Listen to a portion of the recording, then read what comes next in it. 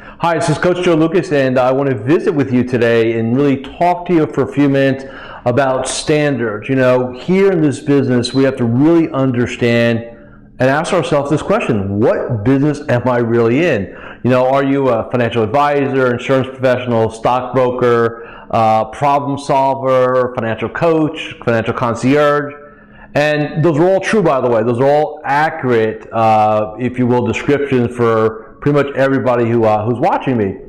But really, when you boil down the core deliverable, the core essence of what we do, we are in the influence business. So in other words, we've got to be able to take a human being, whether it's a client or prospect, and we've got to be able to persuade them, to influence them to take action because it's in their best interest. So we use the term ethical persuasion.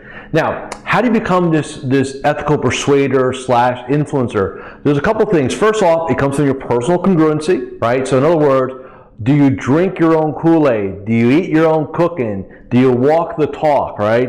So you don't tell a client or a prospect, hey, we need to do a financial plan, and you're overdrawn in your bank account. That is not being congruent. So we've got to come from a place of absolute certainty, absolute power. What else is critically important? Well, quite frankly, is where are you? What is your state?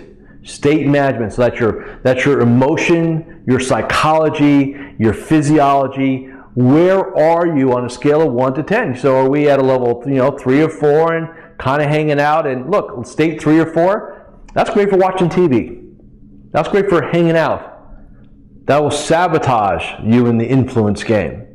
So how are we? And let me ask you this question. How many times have you, in essence, mailed one in? You had a touch base call or a review or maybe even a meeting with a prospect, and you just weren't there. You weren't present. You weren't in the right state. You checked out. Think about that. Now, a quick story I want to share with you.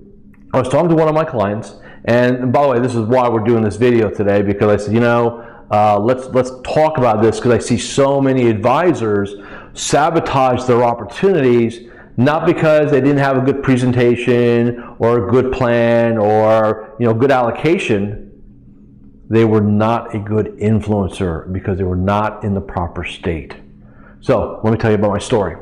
Let's talk to a client, and we're talking about kind of where they are, what's going on, and by and large they've had a very, very good year. However, they start telling me about some opportunities that didn't happen. They didn't get the yes on. And so me being the coach I am, right, I'm going to go in there and I'm going to talk to them. I'm going to say, okay, so tell me what happened. Tell me where you screwed up.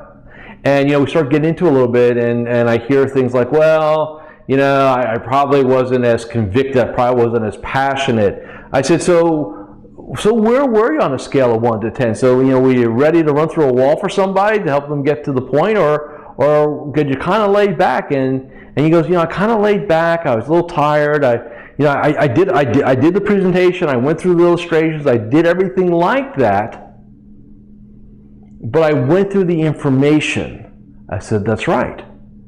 I said, when you go through information without emotion, you better hope that the person you're sitting with is a logical decision maker. Because if they're not a logical decision maker, guess what? You're not influencing them. You're not transferring your emotion to them because you have no juice. You're just hanging out. You're going through the motions. So one of the things I want to remind everybody of is, before you go into a meeting, a phone call, an influence situation, you better take a minute or two and, in essence, check yourself out.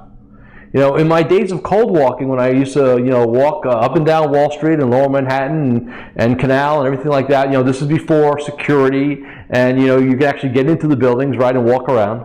One of the first things I did is, if I didn't take the stairs, wasn't that high up, I'd get off the elevator, I'd go right to the men's room. Not because I was freaked out and had a bad bladder, but because I wanted to kind of have that conversation with myself before I went into that branch, before I talked to that branch manager or that sales manager. I took that 30 seconds or a minute to just look myself in the eyes and say, okay, am I ready? Am I ready to do battle?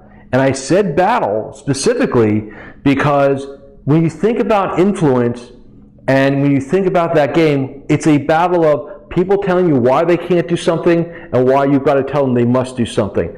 And who's ever more convicted, who's ever more congruent, who's ever have more energy is going to win that battle. So it's not about going through the motions.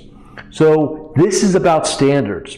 You must, before any influence opportunity, I'm talking literally 60 seconds, ask yourself this question: on a scale of 1 to 10, where am I? Where's my state?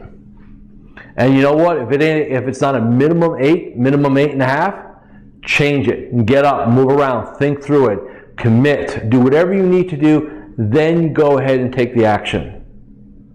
Don't go just take blind action. Don't just do activity for activity's sake. Intent matters. So those are some things I want to share with you today, because here is a client of mine, and we're missing out on opportunities. And here's the real sad part: you rob your clients and your prospects of solutions to their problems. You rob them of the opportunity that you have to heal their pain, because laziness, don't care, doesn't matter, whatever it is, right? Decide to be a professional, a true professional, a level 10 person. So keep that in mind. And hey, thanks for watching today. Thanks for allowing me to spend some time with you. I appreciate it. And I look forward to seeing you again very, very soon.